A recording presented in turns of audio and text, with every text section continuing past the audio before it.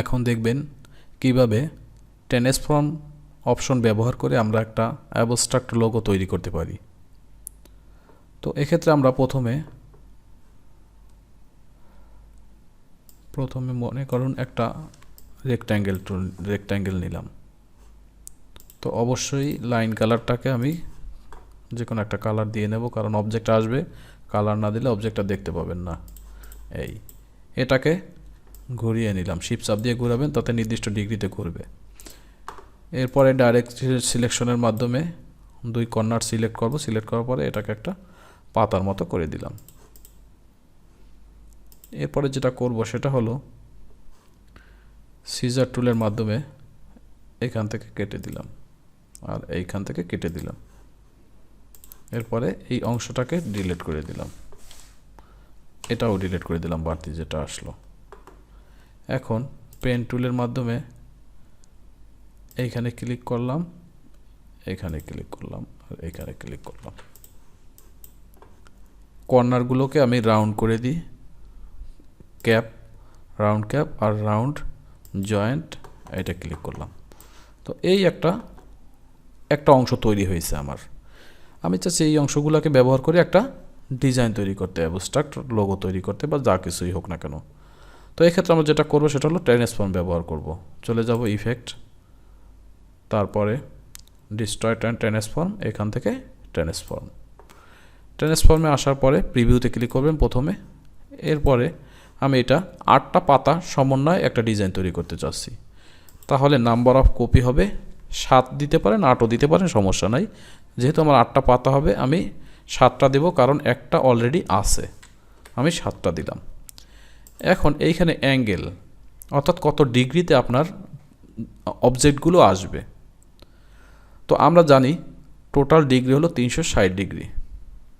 360 ডিগ্রিকে যদি আমি 8 ভাগ করি তাহলে 45 ডিগ্রি করে পড়ে। তো আমি 45 ডিগ্রি দিলাম। দেওয়ার পরে আপনি দেখেন, আমি একটু দূরে সরে আসি, টেক্সটটা চেঞ্জ করলেই আপনি দেখতে পাবেন, এর প্রিভিউটা দেখতে পাবেন। এডিট করার সাথে সাথে এডিট মোডে থাকলে দেখা যায় না, অন্য কোথাও মাউসের ফোকাসটা নিয়ে আসলে তখন অবজেক্টটার অবস্থাটা দেখা যায়, অর্থাৎ প্রিভিউটা তখন শো করে ভ্যালুর ক্ষেত্রে। এখন দেখেন জিনিসটা এক জায়গায় জড়সড় হয়ে গেছে। আমি যেটা করব সেটা হলো এটাকে একটু এদিকে টানি,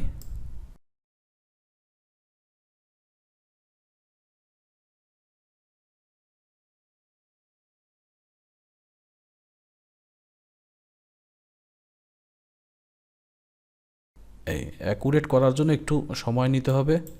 আপনি কতটা কাছাকাছি নেবেন, কতটা দূরে রাখবেন, ভিতরে কতটুকু ফাঁকা রাখবেন, এইটা এই হরিজেন্টাল এবং ভার্টিক্যাল থেকে আপনি এটাকে নিয়ন্ত্রণ করতে পারবেন। তো আমি এটাকেই এটার সাথে লেগে যাবে, এই অবস্থায় আমি জিনিসটা তৈরি করতে চাচ্ছি। তো এবার কি করব, ওকেতে ক্লিক করব। ওকেতে ক্লিক করার পরে এখন দেখুন এটা হয়ে গেছে। এই যে নির্দিষ্ট ডিগ্রিতে অবজেক্টগুলো রাখা, এইটা ট্রান্সফর্ম আপনাকে খুব সহজেই করে দেবে, যেটাকে আপনি অ্যাবস্ট্রাক্ট লোগো হিসেবে অথবা লোগো হিসেবে আপনি ব্যবহার করতে পারেন যে কোনো ক্ষেত্রে।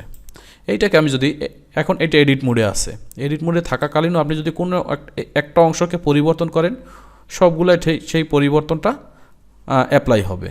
যেমন আমি যদি ডিরেক্ট সিলেকশন টুলে ক্লিক করার পরে এইটাকে যদি একটু উপরের দিকে উঠাই দিই, দেখেন প্রত্যেকটাই কি উপরের দিকে উঠে গেছে। আবার যদি একটু নিচের দিকে নামাই দিই তাহলে প্রত্যেকটাই এই যে কাছাকাছি চলে আসছে, নিচের দিকে নেমে গেছে। এই যে দেখুন, এই পাতাটাকে যদি আমি একটু উপরের দিকে উঠাই দিই, পাতাটা এই যে মাথাটা চলে আসছে, সবগুলো মাথা চলে আসছে। আবার এটাকে এই জায়গায় দিলাম, ডিরেক্ট সিলেকশন টুল দিয়ে 2টা অ্যাঙ্কর পয়েন্ট সিলেক্ট করে এটাকে একটু বড় করে দিই, দেখেন এই যে বড় হয়েছে। আন্ডু করে আবার আগের অবস্থায় নিয়ে আসি। তো মূলত বোঝা গেল ট্রান্সফর্ম ব্যবহার করে আমি যে কোনো অবজেক্টকে একের অধিক নির্দিষ্ট ডিগ্রিতে বসিয়ে একটা ডিজাইন তৈরি করতে পারি। এখন এটা তো এডিট মোডে আছে, আমরা এটাকে আলাদাভাবে কপি করে আরেক জায়গায় নিয়ে আসি।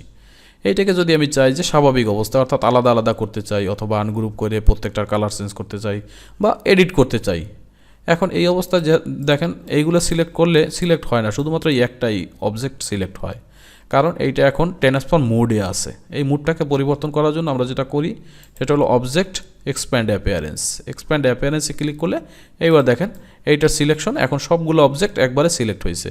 কিন্তু এইখানে এই অবজেক্ট একটা সিলেক্ট হয়েছে, যদিও এর প্রভাব সবগুলোর উপরে পড়ে, বাট এইটা হলো আলাদাভাবে হয়েছে। এরপরে আমি এইটা চাইলে আনগ্রুপও করতে পারি, অবজেক্টগুলোকে আলাদাভাবে সিলেকশন করতে পারি।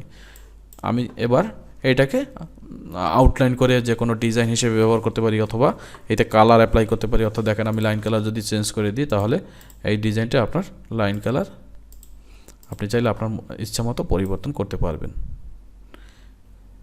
এ হলো আমাদের ট্রান্সফর্মের কাজ।